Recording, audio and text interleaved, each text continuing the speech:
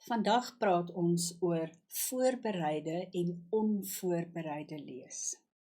Welkom.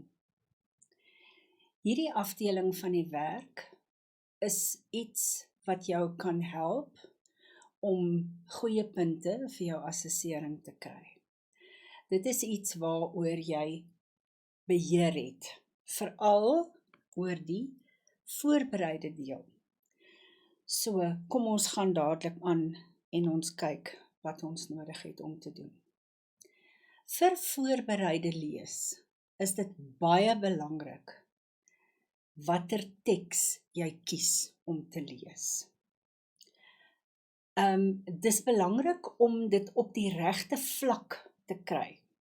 So, dis altyd goed om te gaan kyk, wat lees julle in die klas? Watter kortverhale lees julle? Of watter storie lees julle? En om jou voorbereide lees aan te pas by die vlak van lees wat in die klas gebeur.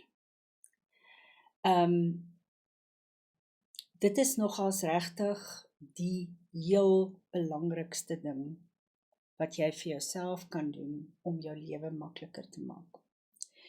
Probeer dat dit wat jy gaan lees nie langer as 2,5 minute gaan duur nie.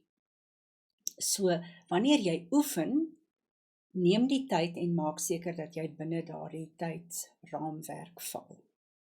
Selfde vlak as die letterkunde, ons het daaroor gepraat, maar dis baie belangrik dat jy nie jou voorgeskrewe werk aanbied as 'n voorbereide lees nie.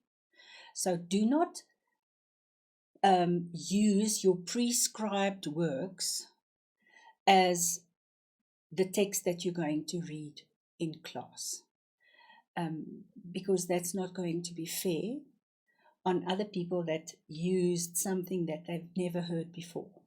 So you have to use a text that you haven't had any contact with in the past. When you choose a passage, try and find an interesting passage. Try and find something where there's a dialogue, for instance, where you can make some voices, or you can add some animation in your face and your voice to make it a little bit more interesting. Find a piece of text where there's a climax, where there's an interesting information that you can convey to the class or to the people that you're reading for. So it's important, make sure that there's a climax, make sure or try and have something with a dialogue. This one is really important. Stay away from recipes, because that's boring if you have to read it for somebody else. Instructions, try not to do that. A piece with a lot of names, and then it's difficult names, or numbers. Oi, oi, oi. We just need to think about our previous president, to realize that we mustn't use big numbers. It's confusing, it's difficult to pronounce, and you just don't do yourself a favor. En lang woorde.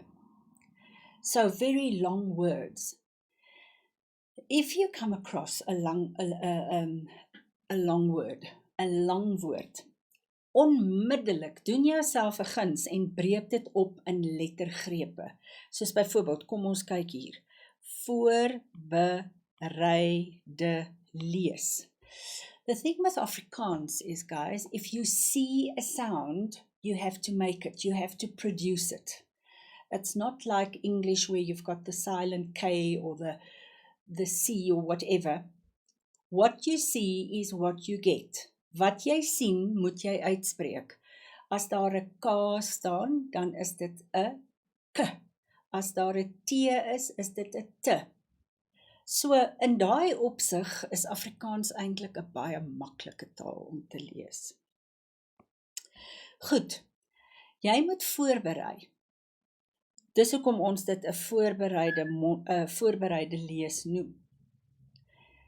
So jy moet by die huis, moet jy, as jy nou jou teks gekies het, moet jy baie seker maak, dat jy die betekenis van die woorde ken.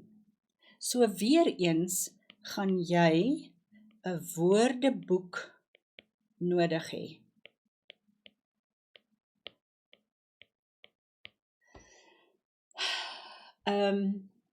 Google Translate, not such a good idea. Gebruik maar jou woordeboek, of gebruik jou selfoon om woorde op te soek. Weereens is dit belangrik dat jy die woorde reg uitspreek. Ek kan onthou, eendag het 'n kind vir my 'n stuk gelees, en een van my kommentare was, dit klink soos Mandaryns. Dit het nie soos Afrikaans geklink nie. En dit was net oor dat hy so gesukkel het met die uitspraak. Doen moeite met die uitspraak. Baie belangrik dat jy die punctuasie eerbiedig, punctuation. So if there's a full stop, it means your voice goes down. If there's a comma, you take a pause. If there's an exclamation mark, you raise your voice. So gebruik die punctuasie om jou lees meer interessant te maak. Dit is presies die rede hoekom ons dit het. Weereens oogkontak. Maak oogkontak, kyk na die mense. Natuurlik gaan jy nou nie die heeltyd vir hulle kyk nie, jy gaan jou boek vashou, jy gaan lees, en jy gaan aan die einde van die paragraaf, gaan jy opkyk en oogkontak maak. Baie belangrik. Stembeheer.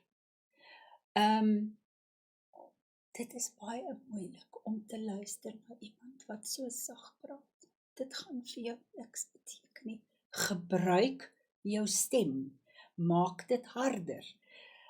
Trek 'n bietjie jou asem in en trek daai diafragma bymekaar en projekteer.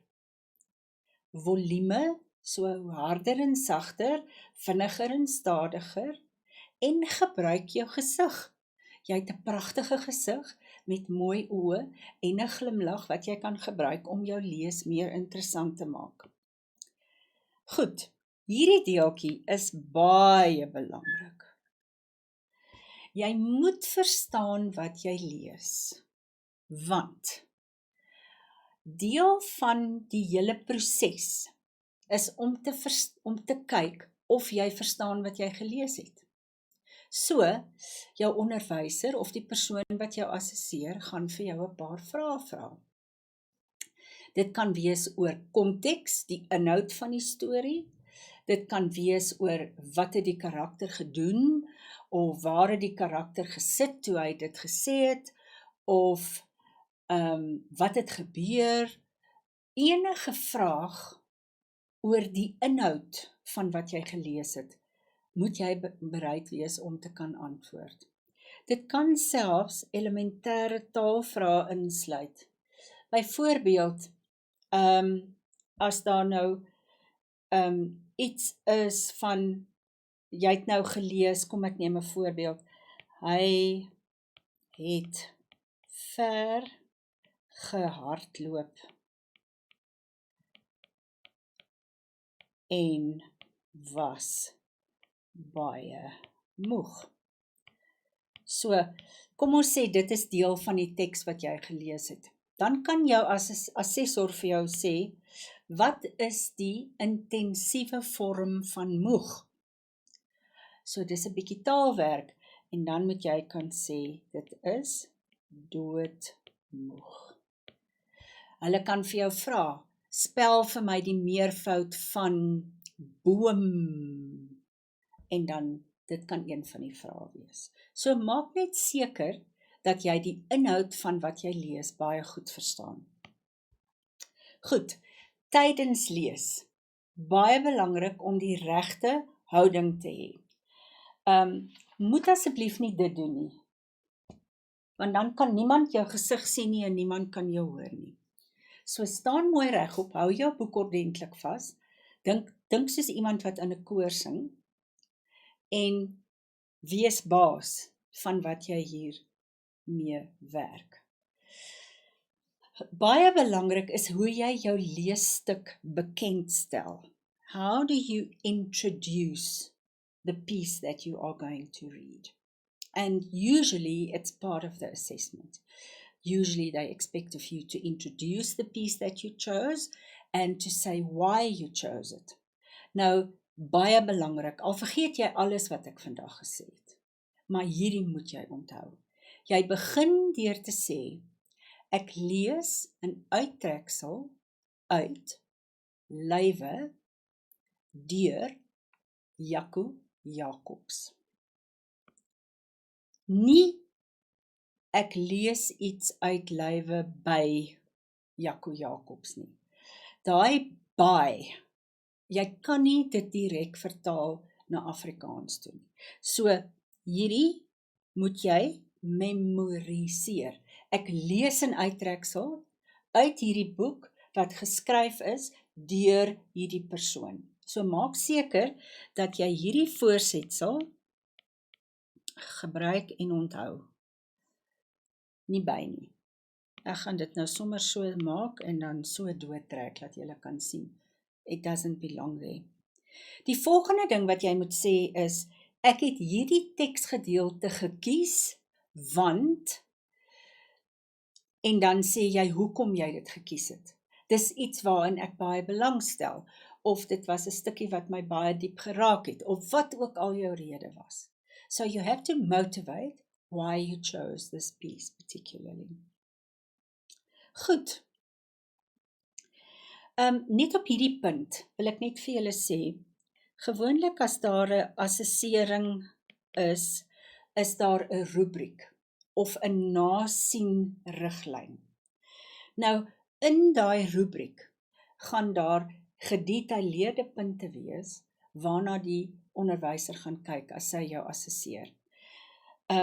So my advice to you is to ask the teacher if you can have a copy of the rubric so that you can look at what is she looking for or what is he looking for, so that you can make sure that you incorporate that into your voorbereide lees, your prepared reading. Goed, nou kom ons by onvoorbereide lees, en dit is vir een van daai goed waar jy so bietjie paniekerig kan raak. Don't get a panic attack, it's not necessary. Life is too short. Breathe and say, ek is nou hier, I can do this. So die eerste ding wat jy moet doen is daai konsep van vlug lees. So, vat die bladsy of die gedeelte van die bladsy en laat jou oë net so daaroor gly. Kyk vinnig, is daar moeilike woorde, is daar groot woorde? Wat kan ek opbreek in my lettergrepe? En dan onthou, wat jy sien, moet jy uitspreek. Kyk na die punctuasie. En dan in hierdie situasie is dit, jy doen net jou beste. Niemand kan meer vra as dit nie. En as jy hierdie paar goedjies in gedagte hou, kan dit jou baie help om net 'n bietjie te ontspan en jou heel beste te lewer. My laaste stukkie raad vir jou is, bly kalm, praat en lees Afrikaans, soveel as wat jy kan. Dit gaan jou net help. Tot volgende keer.